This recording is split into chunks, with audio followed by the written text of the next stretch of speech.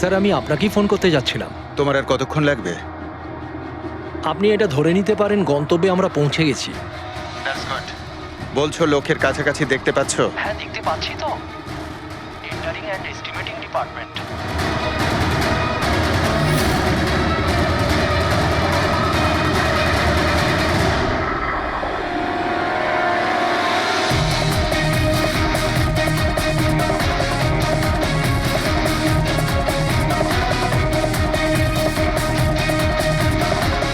আর ওই লোকটার নাম খুব শিগগিরই আমি আপনাকে বলে দেবো। Hello Rohan, hello hello Rohan.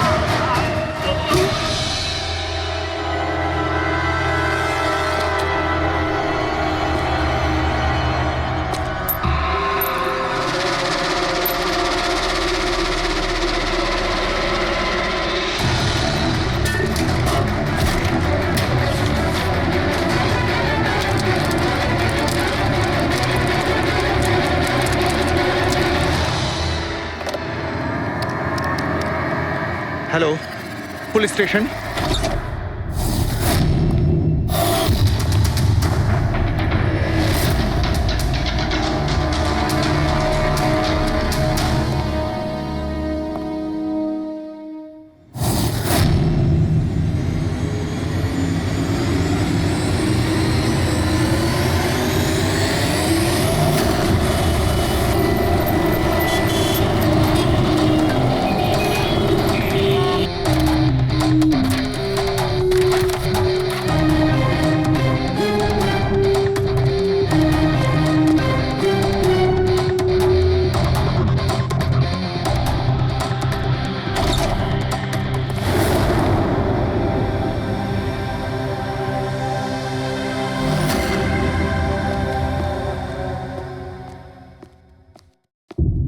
Good afternoon, Dr. Saluke. কি good afternoon. Please sorry, don't mind. আসলে যখনই কোনো নিরপরাধ লোকের খুন দেখি না, তখনই গুড আফটারনুন গুড মর্নিং এর উপর বিশ্বাসই চলে। তাই তো ডক্টর। ডক্টর কোনো পোক্ত প্রমাণ পেলেন? আপাতত এই ল্যাপটপের চার্জারটা তার, এটা দিয়েই শ্বাসরোধ করা হয়েছে এর। আর এর মৃত্যুর সময় হচ্ছে সকাল 9টা থেকে 9:30টার মধ্যে। আর হ্যাঁ, লাশের পাশে এই মোবাইলটা পাওয়া গেছে। হয়তো এটা আমাদের কোনো সাহায্য করবে। আর ওই বাকি প্রমাণগুলো যার ব্যাপারে ইন্সপেক্টর সমীর বলছিলেন? স্যার, স্যার রোহনের ডায়েরি এই দেখুন, পুরোটাই পুড়ে গেছে, ছাই হয়ে গেছে। তবে এই ডায়েরিটার সঙ্গে অনেক ডকুমেন্টসও ছিল, সেগুলোও পুড়ে গেছে। বুঝতেই পারছি না যে ওই ডকুমেন্টস এমন কি ছিল। নিশ্চয়ই এর মধ্যে এমন কিছু ছিল যার জন্য ওই খুনি প্রবলেমে পড়তো, তাই প্রমাণ জ্বালিয়ে দিয়েছে আর এই রোহনকেও মেরে দিয়েছে। স্যার, হ্যাঁ, এই হার্ড ডিস্কটা আমি এখানেই পেয়েছিলাম, ক্রাইম সিনে। আমি এটা একজন কম্পিউটার এক্সপার্টকে দেখিয়েছি। পুরোপুরি নষ্ট হয়ে গেছে, ডেটা রিকভার করা সম্ভবই নয়। খুনি প্রত্যেকটা প্রমাণকে খারাপ করে দিয়েছে। কোনো ব্যাপার না, কোথাও না কোথাও কিছু না কিছু প্রমাণ নিশ্চয়ই পাবো। পুরবি, স্যার। এই রোহনের ব্যাকগ্রাউন্ড চেক করেছো? হ্যাঁ স্যার, পুরো নাম রোহন কুমার। এ পুনেতে থাকে, এখানে মুম্বাইতে চাকরি করছিল, একাই থাকতো। আর এখানেই এই বাড়ি থেকেই কাজ করছিল। কি কাজ কি করতো? গোয়েন্দা ছিল। বড় বড় কোম্পানিতে যে লাখ লাখ টাকা জালিয়াতি হয় সেগুলোর তদন্ত করত। তাহলে তো অনেক শত্রুই আছে এই রোহনের। হ্যাঁ দয়া, আর ওই অনেকগুলো শত্রুর থেকে আসল খুনিটা কে সেটা হয়তো তোমাকে এইটা বলবে। কি এটা ডক্টর? এটা চুম্বক। চুম্বক? এর মধ্যে একজন দৌড়বীরের ছবিও আছে, কিন্তু এই চুম্বক রোহনের বডির মধ্যে কি করছিল? আমার মনে হচ্ছে হয়তো এটা খুনির হবে। ওর পকেটে ছিল, এদিক ওদিক করতে গিয়ে হয়তো এটা পড়ে গেছে। তাহলে তো এটা আঙুলের ছাপ থাকবে। না, একটাও নেই। একটাও নেই।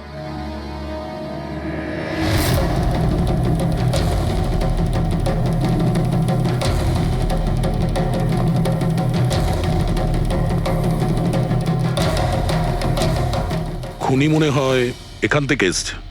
রবি, স্যার, এই রোহন এই মুহূর্তে কার জন্য কাজ করছিল? স্যার ডিএনডি বিল্ডকম লিমিটেডের জন্য। BND Buildcom limited? এটা তো ইঞ্জিনিয়ারিং আর কনস্ট্রাকশনের 1 নম্বর কোম্পানি শহরের। হ্যাঁ স্যার, এই দেখুন, এই ভাঙা হার্ড ডিস্কটার উপরেও ওই কোম্পানিটারই স্টিকার লাগানো রয়েছে। আর মারা যাওয়ার ঠিক আগে এই রোহন এই কোম্পানির সিইও মিস্টার হিতেশের সাথে ভিডিও কলে ছিল। আর স্যার এই লোকাল পুলিশ স্টেশনেই হিতেশই কমপ্লেন করেছিল।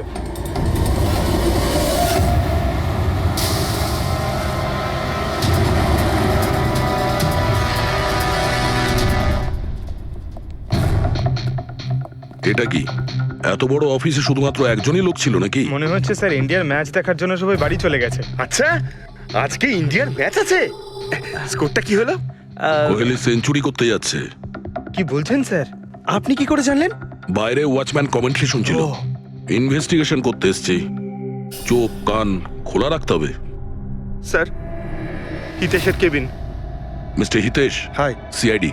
প্লিজ বসুন। আমি আপনাদেরই অপেক্ষায় ছিলাম।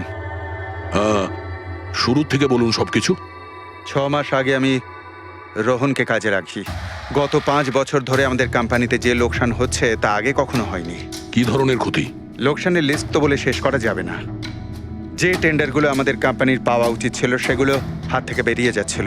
এই দেখুন, 1100 কোটির রিফাইন্ডিং কন্ট্রাক্ট, 37 কোটির রেলওয়ে কন্ট্রাক্ট, আর 800 কোটির পাওয়ার ট্রান্সমিশন কন্ট্রাক্ট।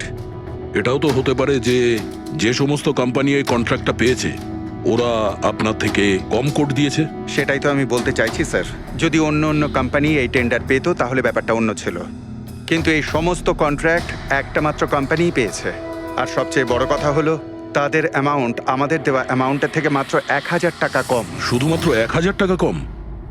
কোন কোম্পানি এটা? XPL infrastructure. XPL infrastructure? তাহলে আপনার মনে হচ্ছে যে আপনার কোম্পানিতে এমন কেউ বেইমান আছে যে স্যালারি আপনার থেকে নেয় কিন্তু কাজ এক্সপিএল এর জন্য করে? 100% কেউ না কেউ তো অবশ্যই আছে। আর রোহন ওই লোকটার খুব কাছাকাছি পৌঁছে গিয়েছিল। ওর লাস্ট ফোন কলে আমায় এটাও বলেছিল যে সেই বেইমান এস্টিমেটিং অ্যান্ড টেন্ডিং ডিপার্টমেন্টের লোক। আচ্ছা, এই ক্রাইম সিন থেকে আমরা এই ড্যামেজড হার্ড ডিস্কটা পেয়েছি। কি আছে এর ভেতরে? স্যার, এটা আমাদের কোম্পানির গত 5 বছরের CCTV footage, call logs, emails, আমাদের কোম্পানিতে কত এমপ্লয়িজ আছে, সমস্ত ইনফরমেশন এতে ছিল। তাহলে এর কপি নিশ্চয়ই আছে আপনার কাছে? আগে হ্যাঁ, আছে। আমরা ওটা আমাদের সঙ্গে নিয়ে যাব। শিওর।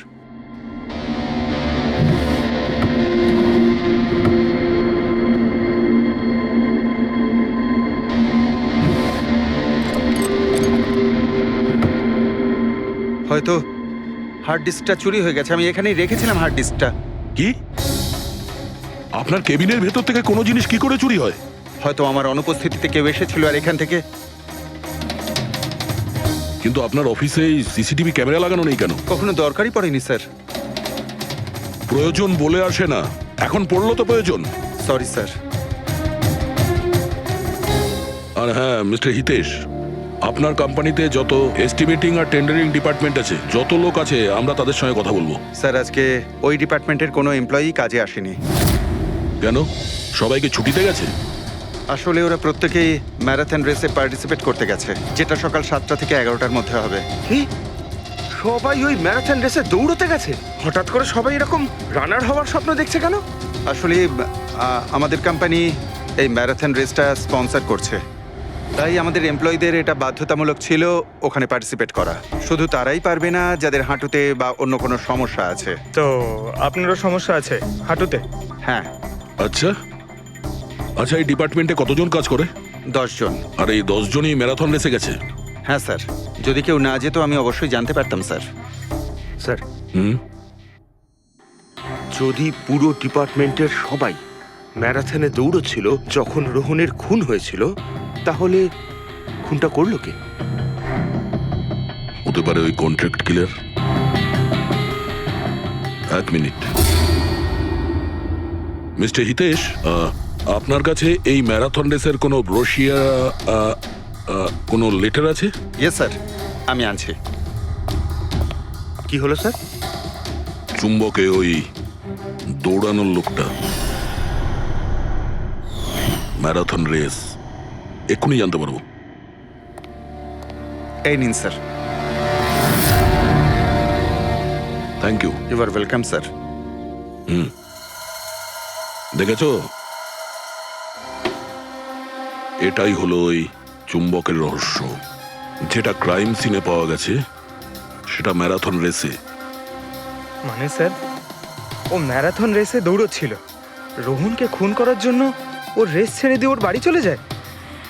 মনে তো হচ্ছে এইরকমই। স্যার, এই বিপ ম্যাগনেট জার্সির ওপর লাগানো হয়। সঞ্জু স্যারকে একটু বুঝিয়ে দাও। দেখুন স্যার, এই ম্যাগনেটটাকে এখানে এইভাবে লাগিয়ে দিতে হবে। সেম এরকমই আরেকটা নেওয়ার পরে জার্সির ভিতর থেকে আমরা নিয়ে নেব, আর এটাকে আমরা এইভাবে লাগিয়ে দেবো। সেম আরেকটা এইভাবে নিয়ে এটাকে নিয়ে আমরা এইভাবে লাগিয়ে দেবো, আর এটা এইভাবে লক হয়ে যায়। আগে আমরা সেফটি পিন ইউজ করতাম, কিন্তু দু একবার রানার্সদের চোট লেগেছিল, তাই আমরা এই ম্যাগনেট টেকনিকটার ব্যবহার করছি।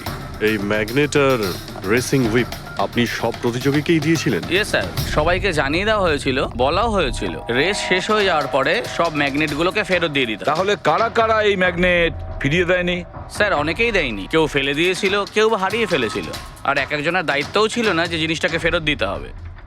একটা কথা তো শিওর, কেউ রেস মাঝপথে ছেড়ে দিয়েছিল, গিয়ে খুন করে আবার ফিরে এসেছে। কিন্তু স্যার, রেস তো অনেক লোকেই মাঝখানেই ছেড়ে দিয়েছিল, কিন্তু এটা কি করে জানা যাবে যে তাদের মধ্যে রোহনকে কে মেরেছে? ওই 10 জনের মধ্যেই কেউ হবে যারা ক্যান্টিন ডিপার্টমেন্ট আর এস্টিমেটিং ডিপার্টমেন্টে কাজ করছিল। কিন্তু স্যার, ওই 10 জনের মধ্যে রেস মাঝপথ থেকে ছেড়ে দিয়েছিল, এটা কিভাবে জানতে পারবো? জানা যেতে পারে স্যার। কি করে? স্যার, আমরা প্রত্যেকটা প্রতিযোগীর মাথায় গোপ্রো ক্যামেরা লাগিয়েছিলাম, আর সেটা থেকে জানা যেতে পারে কে মাঝপথে ছেড়ে দিয়েছিল। ওয়ান্ডারফুল।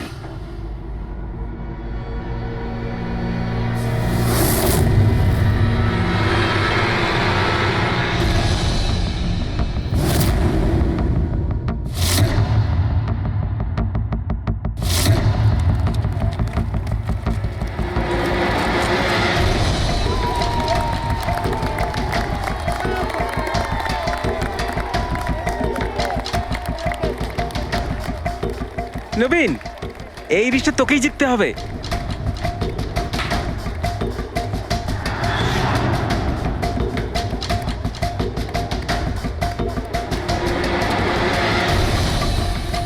রান।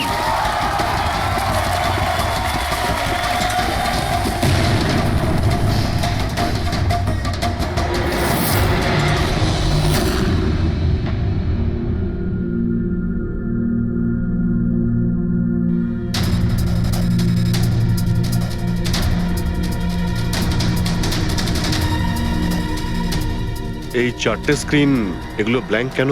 জানি না স্যার, আমরা তো সব ক্যামেরা চালু করে এদের দিয়েছিলাম। হয়তো ভুল করে এই 4 জন ক্যামেরা অফ করে ফেলেছিল।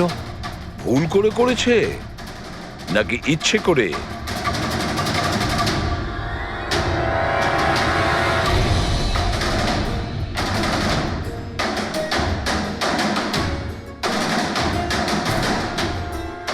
এদের মোটিভটা কি বুঝে উঠতে পারছি না। এরা কি করতে চাইছিল? কি কুনাল, একটা ক্যামেরা ভাঙা, একটা ক্যামেরায় মাটি লেগে আছে, এই 4টে ক্যামেরা ব্ল্যাঙ্ক, সেটা কেন? জানি না স্যার। ওইসব জানি নাটা নিয়ে বললে হবে না। এই সব কটা ক্যামেরা 10-এ 10 আমার চাই। স্যার, এই 3টে ক্যামেরা একদম ঠিক ছিল স্যার। এমপ্লয় 1, এমপ্লয় 2 আর এমপ্লয় 3। তার মানে এই 3টে ক্যামেরায় কোনো টেকনিক্যাল প্রবলেম ছিল না। কেউ ইচ্ছে করে ক্যামেরাগুলো বন্ধ করেছিল বা ভুল করেও করে থাকতে পারে, কিন্তু বলা যায় না। কিন্তু স্যার এই 4টে ক্যামেরারই ফুটেজ একদম ঠিকঠাক স্যার। এমপ্লয়ি 4, 5, 6, 7। তাহলে এবার যাই প্রবলেম ক্যামেরাতে। সবার আগে প্রবলেম ক্যামেরা ছিল এই নবীনের, যার লেন্স ক্র্যাক হয়ে গেছিল। হতে পারে দৌড়তে দৌড়তে পড়ে গেছিল।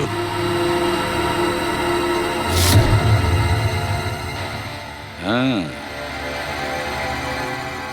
আর স্যার দ্বিতীয় প্রবলেমের ক্যামেরা মুক্তিরটা, যে রেসের মাঝখানে দাঁড়িয়ে নিজের জুতোর ফিতে বাজছিল। হ্যাঁ, তারপরে ফিতে বাঁধার পরে ওই হাতটাই নিজের লেন্সে লাগায় আর লেন্সে সমস্ত পিকচারটাই ঝাপসা হয়ে যায়। কিন্তু স্যার এই মাটি ইচ্ছে করে লাগিয়েছে নাকি ভুল করে?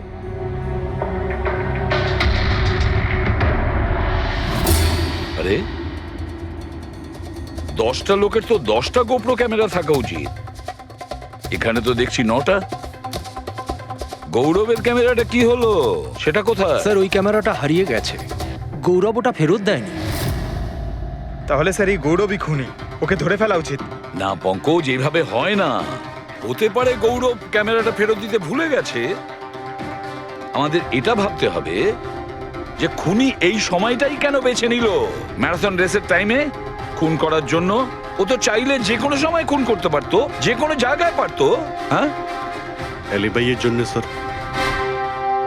যাতে ধরা পড়লে খুনি বলতে পারে যে রোহনকে খুনের সময় ও তো ম্যারাথনে পার্টিসিপেট করেছিল।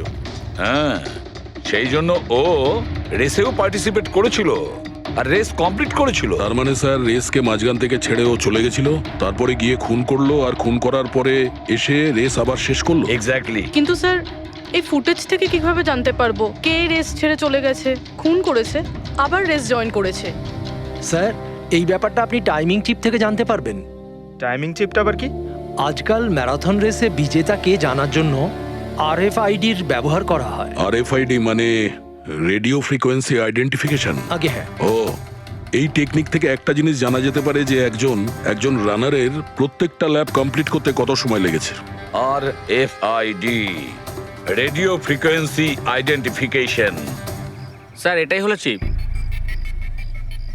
আর এটা রেসের ম্যাট, আর এটাই RFID টেকনিকে চলে। দেখুন স্যার।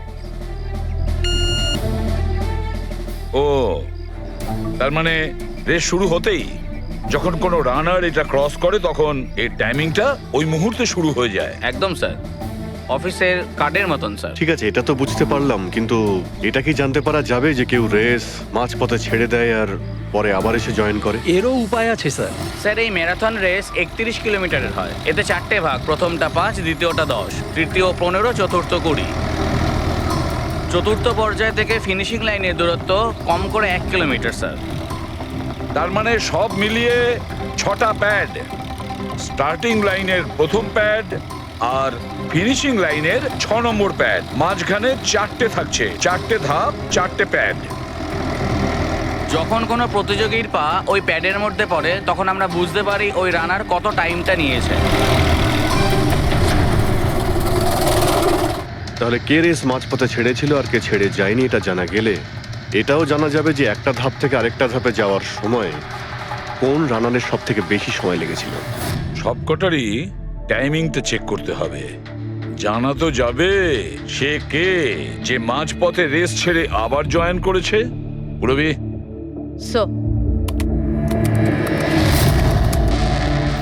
স্যার আমাদের প্রথম কচ্ছপ হলো এই নবীন।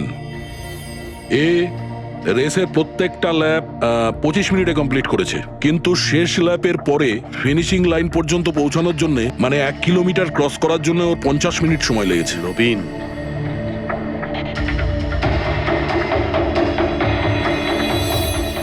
আর স্যার এই মুক্তি, এর টাইম তো রেকর্ডই হয়নি। 15 থেকে 20 কিলোমিটারের মাঝের ধাপ। তাহলে এই হলো দ্বিতীয় সাসপেক্ট।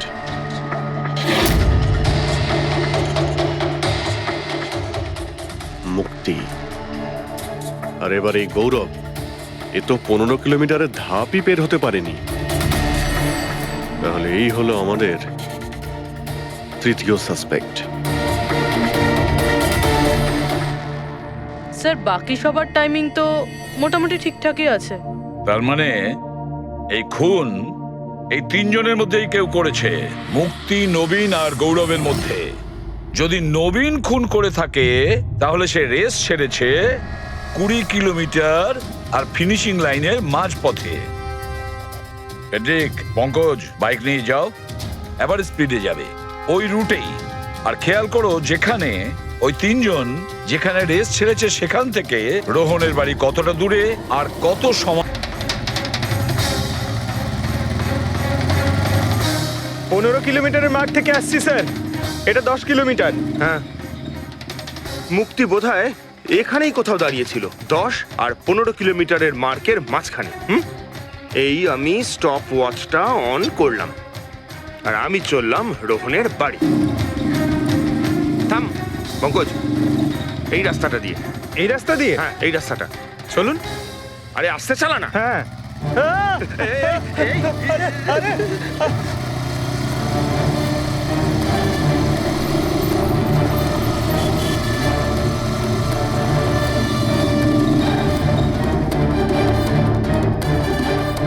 এই দেখুন রোহনের বাড়ি। মুক্তি নিশ্চয়ই রোহনের ঘরে পিছনের জানলা দিয়ে ঢুকেছিল।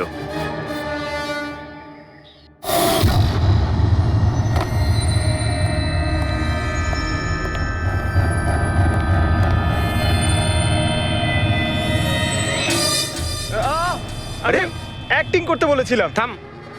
মুক্তি রোহনকে খুন করার পর হয়তো সমস্ত তথ্য প্রমাণ পুড়িয়ে আবার দৌড়ে ফিরে গিয়েছিল ম্যারাথন শেষ করতে।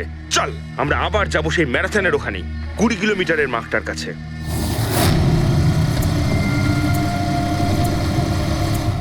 স্টপ ওয়াচের টাইম দেখে নিন স্যার। 26 মিনিট।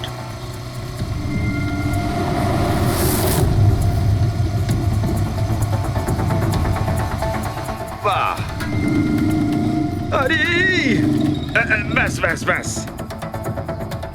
এবার মুক্তি পৌঁছলো 20 কিলোমিটারের মার্কে পাক্কা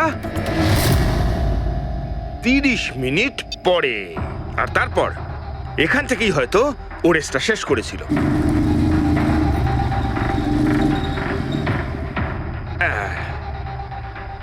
এবার শোন, গৌরব যদি খুন করে থাকে তাহলে ও রেসটা এখানেই ছেড়েছিল, 10 আর 15 কিলোমিটার মার্কের মাঝামাঝি। এই আমি স্টপ ওয়াচ অন করলাম। এবার যাব আমরা রোহনের বাড়ি। চলো। চল।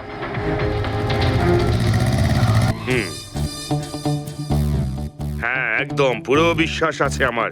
Excuse me. এই ছাড় ছাড় ছাড় ছাড়, ছাড়। আরে আরে আরে মরে যাবো তো। চল।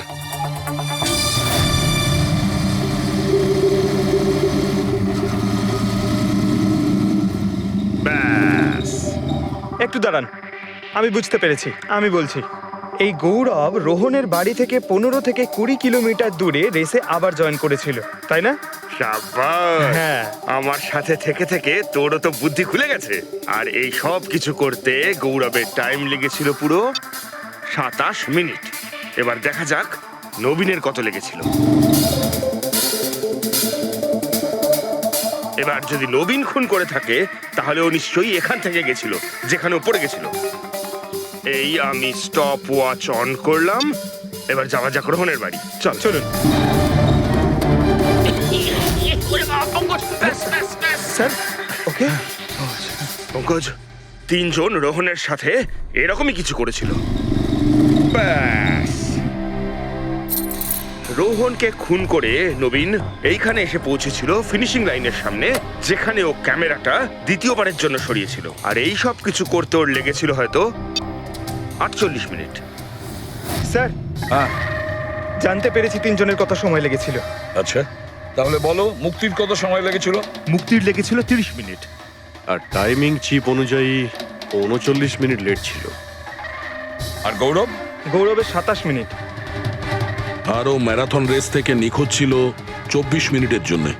নবীনের লেগেছিল 48 মিনিট রোহনের বাড়ি গিয়ে ওকে খুন করে ফিরে আসতে।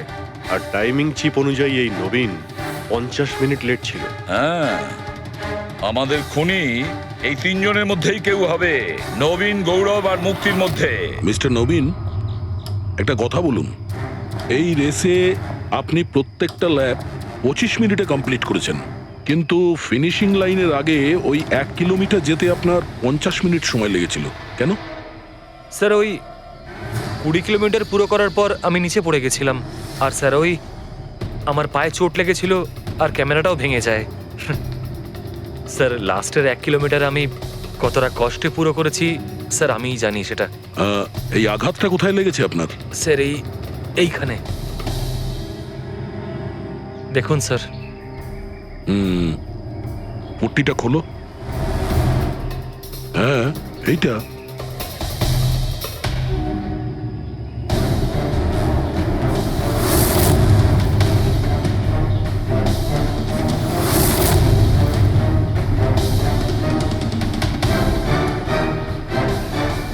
স্যার এবার আপনার বিশ্বাস হয়েছে যে আমি কোনো দোষ করিনি? নির্দোষ যদি হও এত ঘাবড়ে যাচ্ছ কেন?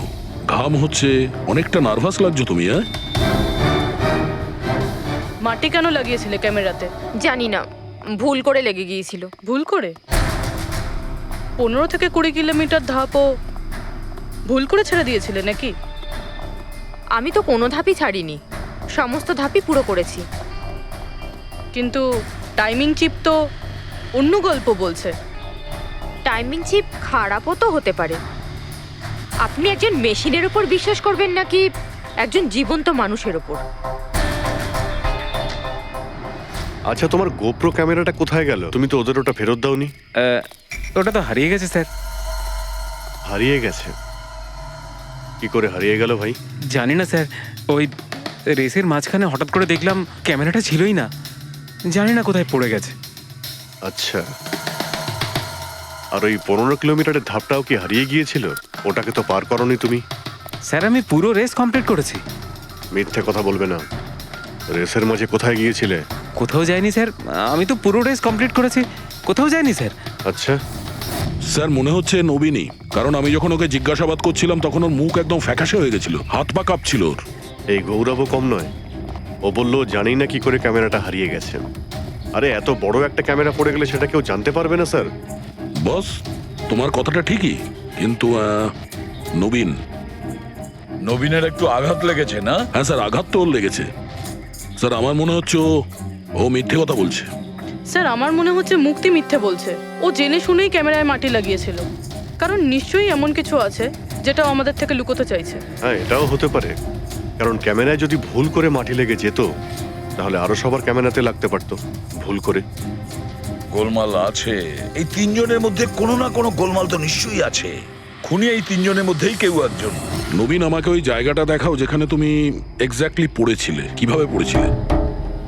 আসুন স্যার, কিন্তু স্যার আমার পায়ে খুব ব্যথা আছে, আপনি একটু সাহায্য হ্যাঁ, করবেন আমাকে? নিশ্চয়ই নিশ্চয়ই, এসো।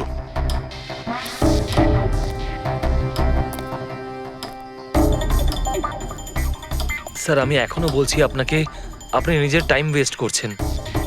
এমনটা যেন না হয় যে আসল খুনিই পালিয়ে যায়। সিআইডির হাত থেকে আজ পর্যন্ত কোনো খুনি না বেরিয়েছে না বেরোতে পারবে, নিশ্চিন্ত থাকো। হ্যাঁ স্যার ওই যে এখানে আটকেই আমি পড়ে যাই। এখানে? হ্যাঁ স্যার, স্যার পড়ে যেতেই আমার ক্যামেরাটাও ভেঙে যায়। আচ্ছা, তারপর আমি ক্যামেরাটা আবার লাগালাম, তারপর রেস স্টার্ট করলাম। প্রচুর ব্যথা নিয়ে তুমি এই রেসটা ফিনিশ করেছো। হ্যাঁ স্যার, এখনো খুব ব্যথা। তুমি পড়েছিলে এইখানে, এই জায়গাটায়? হ্যাঁ স্যার, খুব ক্লান্ত হয়ে গেছিলাম তো, তাই খেয়াল করিনি আর পা আটকে নিচে পড়ে যাই। আচ্ছা, রেস ফিনিশ করার আগে তুমি দ্বিতীয়বার ওই ক্যামেরাটাকে সরিয়ে দিয়েছিলে কেন? আচ্ছা, ওটা তো স্যার খুব গরম লাগছিল তো, তাই মুখটা ধোয়ার জন্য আমি ক্যামেরাটা খুলে ফেলেছিলাম, কিন্তু কিছুক্ষণ পরেই আমি আবার ক্যামেরাটা লাগিয়ে নিই। রেস তো আমি তারপরেই কমপ্লিট করেছিলাম। হ্যাঁ ঠিক আছে, চলো। স্যার কিছু তো বলুন, আমরা যাচ্ছি কোথায় আসলে? তোমার হারিয়ে যাওয়া ক্যামেরা খুঁজতে। স্যার কিন্তু এত বড় জায়গাতে আমরা খুঁজবো কি করে ওই ক্যামেরাটা?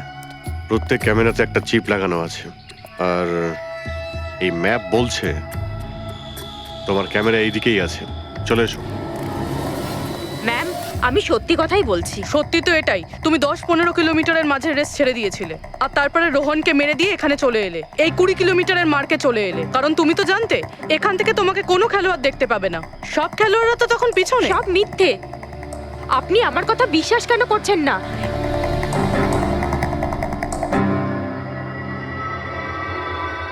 কি কি খুঁজছো? আমি কিছু তো না। কিছু আছে ওখানে? না, কিছু না। আচ্ছা, ওই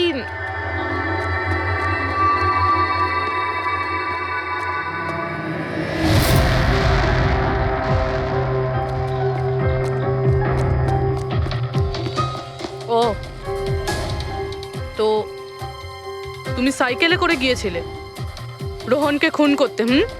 আমি সত্যিই জানি না যে এই সাইকেলটা কার। তাই এক্ষুনি সব জানা যাবে যখন তোমার আঙুলের ছাপ এই সাইকেলে পাওয়া যাবে। হ্যাঁ ম্যাম, প্লিজ। হ্যাঁ,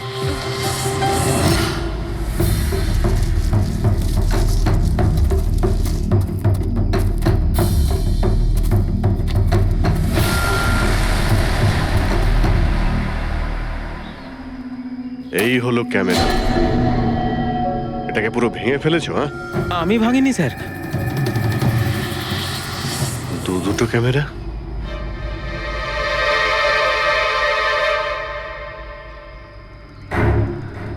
এই ক্যামেরাটা আবার কার? স্যার স্যার সরি, আমি আপনাকে মিথ্যে বলেছি স্যার, কিন্তু আমি আপনাকে সব সত্যি কথা বলে দিচ্ছি স্যার। বলো, তাহলে সত্যি বলার মুড হয়েছে তোমার? বলো। আসলে আমি এই জঙ্গলে না ড্রাগস নিতে এসেছিলাম, ওই গায়ের জোর বাড়ানোর ড্রাগস, যাতে আমার গায়ে শক্তি আসে আর আমি জোরে দৌড়ে এই রেসটা জিতে যেতে পারি। সেই জন্যই আমি ক্যামেরাটা ভেঙে দিয়েছিলাম। খুব ভালো মজা করো তুমি। জোরে দৌড়ানো ড্রাগ নিয়েছিলে ম্যারাথনে, যেখানে অনেকক্ষণ দৌড়তে হয় আস্তে আস্তে, সেখানে জোরে দৌড়ানো ড্রাগের দরকার ছিল। মজা করছো? হ্যাঁ, এটা কার ক্যামেরা? আমি জানি না স্যার। কোনো ব্যাপার না, সব জানতে পেরে যাব। আমি অপরাধ করেছি, কিন্তু ওটা নয় যেটা আপনি ভাবছেন। আমি রোহনকে মারিনি। আমার দোষ শুধু এটুকুই যে আমি রেসটা জেতার জন্য একটু চালাকি করেছিলাম। বুঝলাম না, কি করেছো তুমি? আমি জানতাম না যে টাইমিং চিপ প্রত্যেক ধাপে রানারের টাইম নোট করবে। আমি ভেবেছিলাম শুধু রেসের প্রথমে আর শেষে টাইম ক্যালকুলেট হবে, আর তাই 10 কিলোমিটার পর্যন্ত এসে ক্যামেরায় মাটি লাগিয়ে দিয়েছিলাম আর ওখান থেকে সাইকেল নিয়েছিলাম।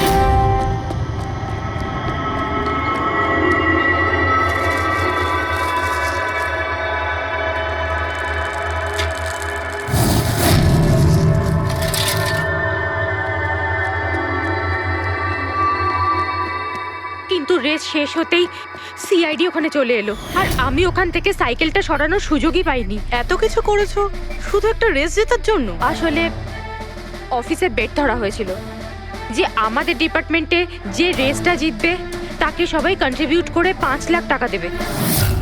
আমার টাকার খুব দরকার ছিল, তাই আমি। এটা দীপ্তির ক্যামেরা। এই দুটো ক্যামেরা তোমরা কেন ভেঙেছিলে? স্যার আসলে আমরা এই রেসে এসেছিলাম যাতে একে অপরের সাথে সময় কাটাতে পারি, কিন্তু তারপরে খেয়াল হলো যে আমাদের প্রেমের কথাবার্তা সব ওই গোপ্রোতে রেকর্ড হচ্ছে স্যার। কখন থেকে ফলো করছে। শোন না, তোকে খুব সুন্দর লাগছে। দাঁত ছাড়ো তো। কি হলো? গোপ্রোতে সব রেকর্ড হচ্ছে। ও গড, এখন কি করব? হ্যাঁ, একটা কাজ করা যাক, চল আমার সঙ্গে। হ্যাঁ,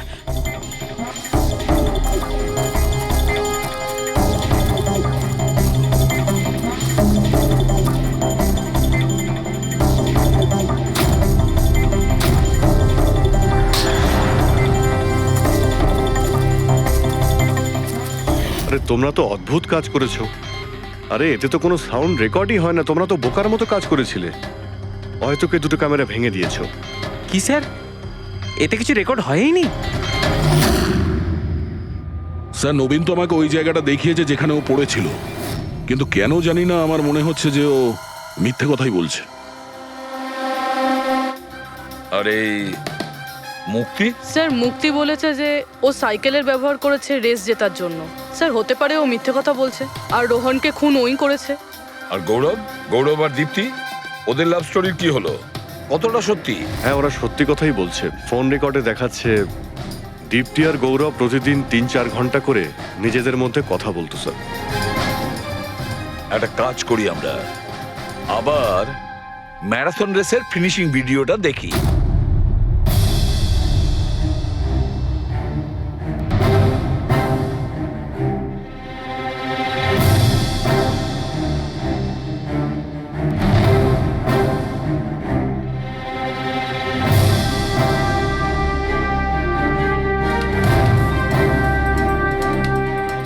তার মানে গৌরবের ঠিক পরেই এই দীপ্তি ঢুকেছিল, দুজন একসঙ্গেই ছিল। মনে হচ্ছে স্যার দুজনেই এই কাণ্ড করেছে। এক মিনিট অভিজিৎ, দয়া, এই ফুটেজটা দেখো। এই যে এই হলো সে।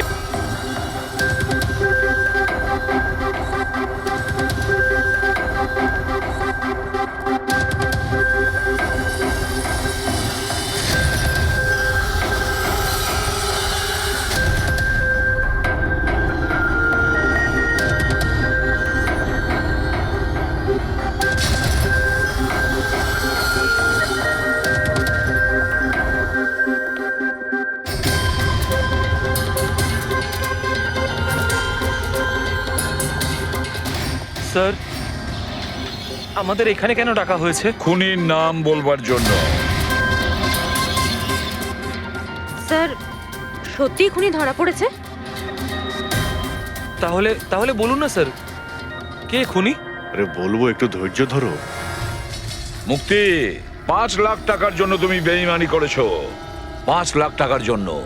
আর গৌরব, তুমি তো তোমার ভালোবাসা লুকোনোর জন্য বেইমানি করেছো।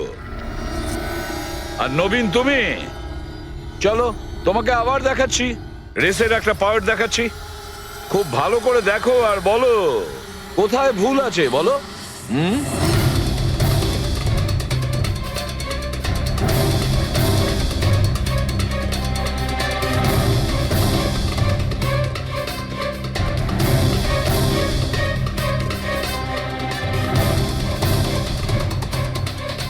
কিছুই তো নেই স্যার, সবই তো ঠিকই আছে। কোনো প্রবলেম নেই। তোমার মনে আছে তুমি বলেছিলে যে ক্যামেরাটা দ্বিতীয়বার যখন তুমি সরিয়েছিলে তারপরে তুমি মাথায় জল ঢেলেছিলে? ওটা তো স্যার খুব গরম লাগছিল, তো তাই মুখটা ধোয়ার জন্য আমি ক্যামেরাটা খুলে ফেলেছিলাম। মিথ্যে বলেছিলে তুমি, নিজের মাথায় জল ঢেলেছিলে। অথচ যখন ফিনিশিং লাইনে পৌঁছলে তখন তো তোমার ভেজা অবস্থায় থাকার কথা ছিল। কিন্তু এই ফুটেজে আমরা কি দেখতে পাচ্ছি? তুমি শুকনো অবস্থায় দৌড়চ্ছ। হয়তো জল শুকিয়ে গেছিল। বর্ষাকালে অত তাড়াতাড়ি জল শুকিয়ে গেল, অদ্ভুত ব্যাপার। তাহলে নবীন, তোমাকে আরো একটা ফুটেজ দেখাই, এই গল্পের শেষ অংশ। বলো, এটা দেখে তোমার কি মনে হচ্ছে?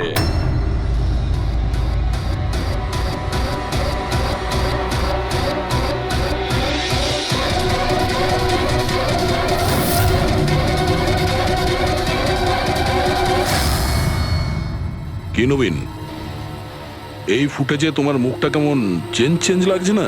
হ্যাঁ, অন্যরকম তো দেখাবেই, কারণ এই মুখটা নবীনের নয়, ওর ভাই প্রবীণের।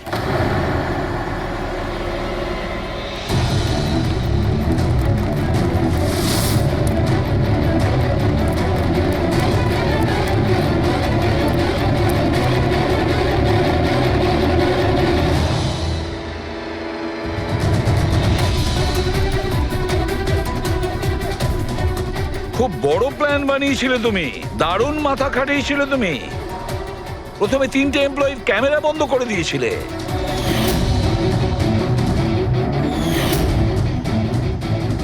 আর তারপরে নিজের গোপ্রো ক্যামেরা নিচে ফেলে দিয়েছিলে যাতে লেন্সটা ভেঙে যায়। আর তারপর নবীন নিজের ক্যামেরাটাকে খুলে পরিয়ে দিল নিজের ভাইকে, মানে প্রবীণকে।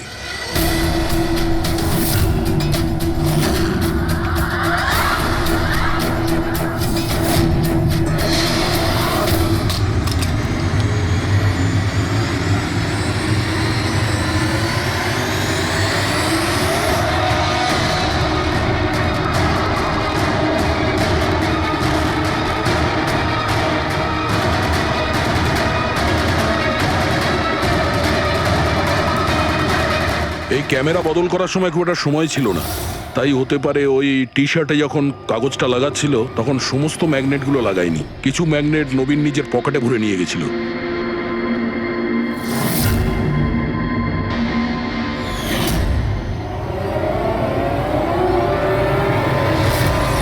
নবীন রেস ছেড়ে বেরিয়ে যায় রেইনকোট পরে আর পৌঁছে যায় রোহনকে খুন করার জন্য। কিন্তু ও কি করে জানবে যে রোহনকে মারার সময় ম্যারাথন রেসের ওই ম্যাগনেটই ওকে ফাঁসিয়ে দেবে?